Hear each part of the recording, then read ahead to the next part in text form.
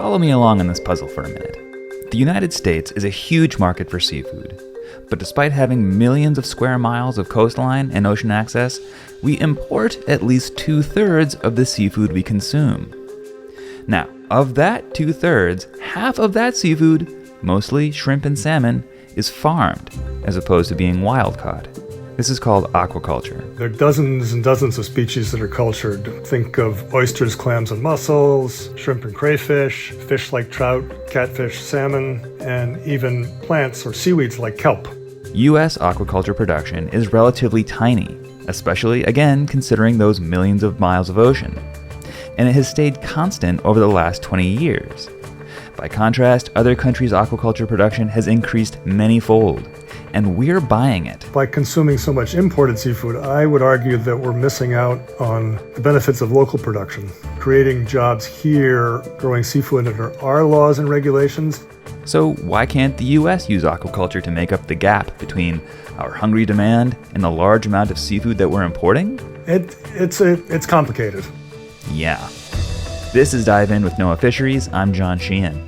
And today I'm talking with Dr. Michael Rubino, NOAA Fisheries Senior Advisor for Seafood Strategy, and formerly the Director of the Office of Aquaculture.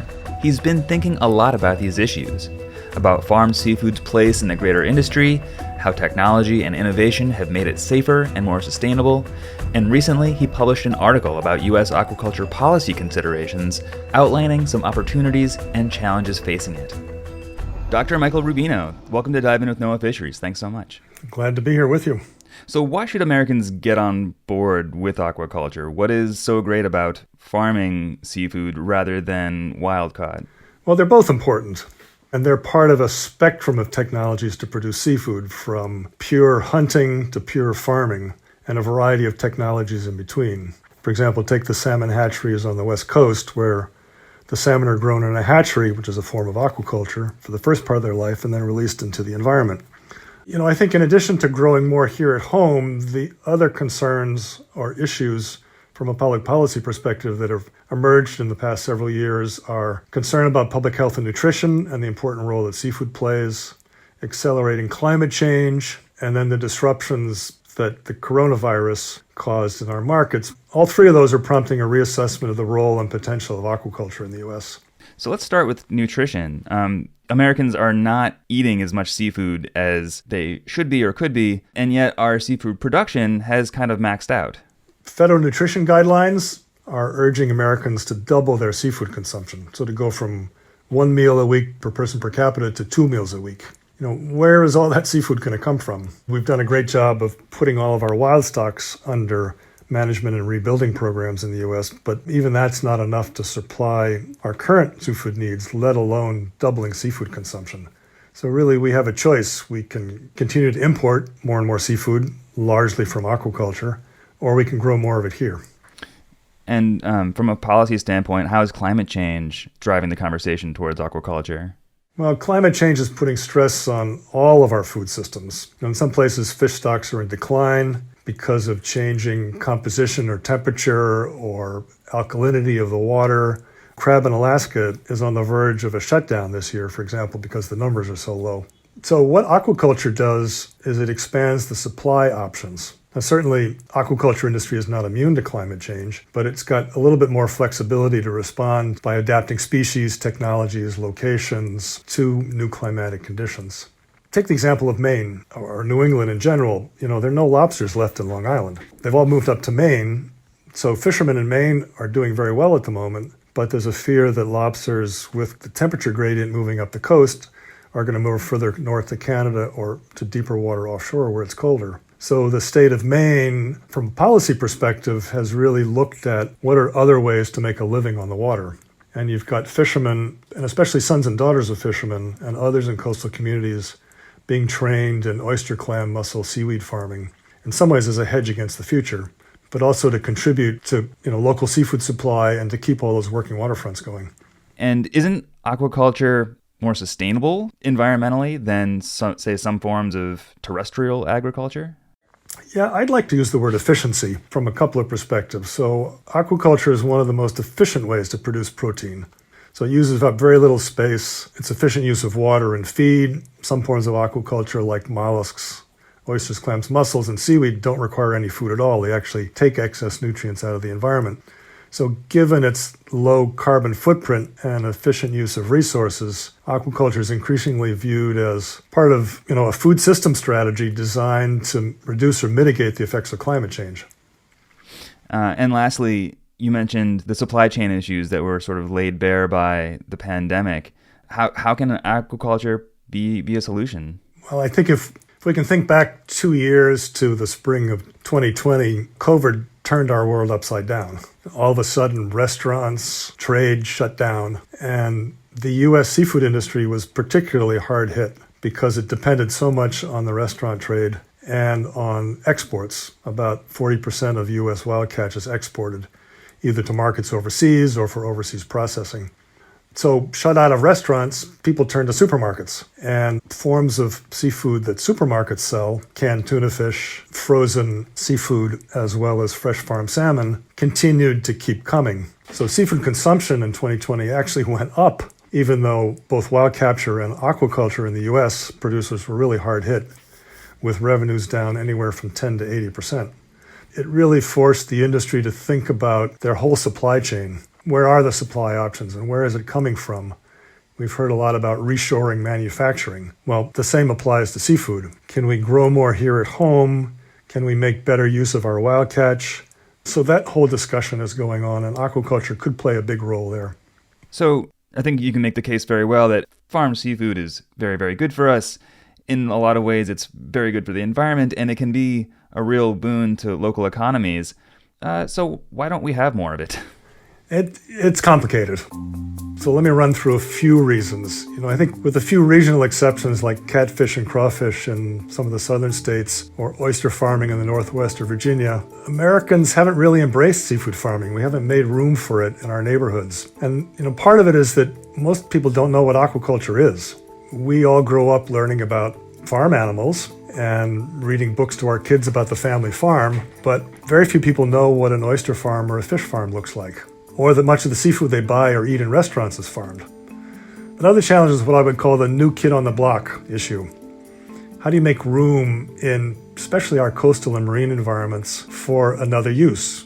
We've got prime real estate, vacation homes, recreational boating, fishing, shipping, energy uses, sewage outfall, protected areas, national defense areas. You think of the ocean as a big place, but especially in coastal areas, it's pretty crowded. Other reasons are that I think aquaculture, like any human use, can be done well or poorly. And it has been done poorly in some parts of the world. So some environmental groups fear that these unsustainable practices that they've seen elsewhere might occur in the U.S. Fishermen, for their part, understandably fear that aquaculture might yet be another ocean use, like offshore wind energy, constraining their ability to go out there and fish or pull their nets. And any other new seafood that's produced could compete with their product. So there's that issue. And then finally, the one issue that's brought up a lot about aquaculture is that the regulatory environment is complicated. Getting a permit for a new farm requires federal, state, local, town permits, all kinds of approvals to secure access for a site, especially in public waters. So all of that takes time, it's an uncertain process, it's costly. In all fairness to all these levels of government involved, it's important to have rules and requirements. Any activity has to secure permits, but it's been a real constraint in aquaculture. So let's talk about a few of those challenges, starting with environmental concerns. What are the issues that environmental groups raise about aquaculture? Well, the key environmental issues in aquaculture are waste discharge, particularly for fed aquaculture like fish and shrimp. Because aquaculture species are one of the few species where we've still got healthy wild stocks, unlike terrestrial agriculture, and we need to be careful about the whole genetics issues in terms of escapes. And then aquaculture can also, in terms of gear, it can snag or ensnarl turtles or whales or endangered species. At least there's the fear of that. Another issue that's been raised is a fair number of so-called forage fish, or small species of fish, are caught, ground up into fish meal and fish oil, and fed to pigs, to chickens, and to salmon and shrimp. There's only so much of those species of menhaden and sardines and so on around the world to go into fish meal and fish oil. And so there's a concern that feeding fish to fish will put additional stress on wild capture fisheries. So a lot of work has been done in the past 20 to 30 years. A lot of lessons learned about best management practices in terms of addressing all of these environmental issues and concerns. If you put an aquaculture facility in the right place, then the waste becomes food in the environment and you're not overtaxing the environment. If you're careful about your genetics, or if you use sterile animals, you don't have to fear escapes. If you've got gear type that'll break off, or if you locate in places that aren't migration routes for whales, then you avoid that issue. And on feeds, a huge amount of work has been done over the past 20 years to look at what are called alternative feeds. There are a whole variety of other ingredients that can mimic the nutrients in fish meal and fish oil. So much work has been done on that really this dependence upon fed aquaculture on forage fish, that dependence has really been broken. So that's really a success story on the science side. And what would you say to fishermen that worry that these new aquaculture farms could be chipping into their business? Well, on the one hand, anything competes with center of the plate, either at home or a restaurant. U.S. seafood, because we live in a global marketplace, prices are really set by global seafood prices rather than domestic seafood prices. I think fishermen are increasingly realizing, and the fish wholesalers and processors in the United States are realizing, that they need a variety of supply sources to put U.S. seafood back on U.S. plates. Another issue that's been raised is, how do you maintain working waterfronts? If you don't have enough fishing activity, working waterfronts turn into more areas for recreational boating, sailboats, and the like. Also important to the economy, but it means that fishermen have to go further and further to get to a port that has fish processing facilities or places to repair boats. If you've got seafood farmers out there as well, using the same facilities, it gives another reason to keep all those facilities going. So I think there's a lot of collaboration around the country now between fishing groups and aquaculture groups on working waterfront issues. And how about on the regulatory side? You mentioned that, yes, there need to be rules, but is there a way to make the process easier for a potential aquaculturist? Well, as I said, on the one hand, we've got this comprehensive suite of environmental requirements. It's really state-of-the-art in terms of stewardship responsibilities that federal, state, and local agencies have in terms of especially using public waters. That makes it complicated, but the agencies, both at the federal and state level, have done a lot of work, especially over the past 10 years, to coordinate the process, to provide best available scientific information. We've got a variety of monitoring, evaluation, reporting protocols. All of that is pulling in the direction of making the process more efficient. The other thing we've done is what might be called coastal marine spatial planning. In other words, figuring out where the best places to do aquaculture are that minimize conflicts. Part of that involves looking at all of the other uses of that marine environment. And my colleagues within NOAA have developed a product called Ocean Reports that is a spatial mapping tool where you can draw a rectangle anywhere in the U.S. ocean and within 2 seconds get thousands and thousands and thousands of data layers about the uses in that area. Everything from sort of the geochemical to biological characteristics of the area to the depths, the currents, as well as all the various human uses in terms of shipping lanes or military areas or fishing pressure.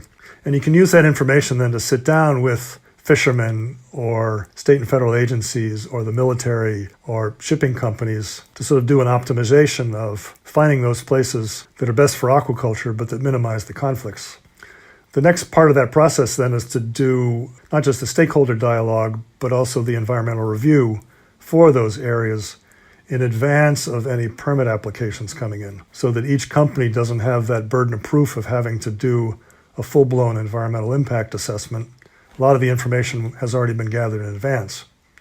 Yeah, you still have to do a review of that particular project. The idea is that it would take a lot less time and energy and money to do it project by project when you've done it for the area as a whole up front. Yeah, instead of putting the onus on, say, maybe a less funded potential farmer, the government is saying, here's all these resources up front before submitting that application. That's right. And it's also being used for offshore wind energy at the moment, this Ocean Reports tool. The agency, NOAA, has worked on identifying and working with stakeholders on identifying 2 so-called aquaculture opportunity areas in the Gulf of Mexico, as well as in Southern California. The same process has been used for the first wind energy areas identified in the Gulf of Mexico. And the process has gotten very high marks from fishing groups who were involved in both processes, for aquaculture and for wind energy. And finally, how can we address something that you've referred to as social license, meaning sort of social acceptance of aquaculture? What are some things we can do to tackle the public's perception? I think outreach and education is one. There's nothing like going out and seeing an oyster farm or a fish farm up close, firsthand. That's a great way to demystify what this is all about, to see that there are actually people involved in the whole process who are good stewards of the environment. I think few people know, for example, that we've had salmon farms in Maine for over 30 years, and they've gone through a learning process. But now those farms are all in appropriately sited facilities. They've got underwater cameras for feeding. The genetics has all been worked out with NOAA and the Fish and Wildlife Service and state agencies. The sites are fallowed between crops. In other words, they're left empty for several months so the bottom environment of the ocean can recover. There's biosecurity measures in place to try to avoid pathogens and sea lice. So it's really a state-of-the-art, sort of modern, efficient, sustainable, responsible production environment. Another example is a fish farm off the big island of Hawaii, which has been operating now for 10 years in so-called open ocean. It's not offshore federal waters beyond 3 miles, but it's in an open ocean situation, very high energy environment. It's in the middle of a whale sanctuary, and it has operated meeting all of the environmental requirements put upon it for over a dozen years now as well, and recently got a permit to expand its operations. That's a situation too where the local community has come to see that as our neighbors, our fish farm. Local boat captains for recreational fishing like to go out there because the pens also act as fish aggregating devices, so it's a good place to fish. And both the fisherman as well as the operator of the farm look out for each other. I think one more thing in terms of public perception, and that's to recognize that aquaculture is also a tool for restoration. It's become very important in terms of restoring oyster reefs. It has long been important on the West Coast for enhancing runs of salmon, both for recreational and commercial fishing, as well as for restoring runs of endangered salmon. And it's now used to help to restore abalone on the West Coast, which are threatened and endangered, and to grow corals in a hatchery to outplant on reefs that are stressed. As I said, there's nothing like having real live examples in our midst to learn about what this is about. So, Michael, I think we've established that there are quite a few opportunities, despite a lot of challenges with aquaculture. How do you see things progressing? Well, we have a small but vibrant and growing aquaculture community in the United States, and we have 30 years of lessons learned to build on. As I mentioned, aquaculture is increasingly viewed as important for nutrition, for local jobs, for climate-ready food systems, for collaboration between wild capture and aquaculture to put U.S. seafood back on U.S. plates. So going forward, aquaculture is increasingly viewed not as a problem, but actually part of the solution to these challenges. And the future is really quite bright. Dr. Michael Rubino, thanks so much for talking with me. Thanks for chatting today. Enjoyed it. Dr. Michael Rubino is NOAA Fisheries Senior Advisor for Seafood Strategy. You can learn a lot more about the latest news and development in aquaculture at our website, fisheries.noaa.gov, and check back here for more on U.S. seafood in upcoming episodes. I'm John Sheehan, and this has been Dive In with NOAA Fisheries.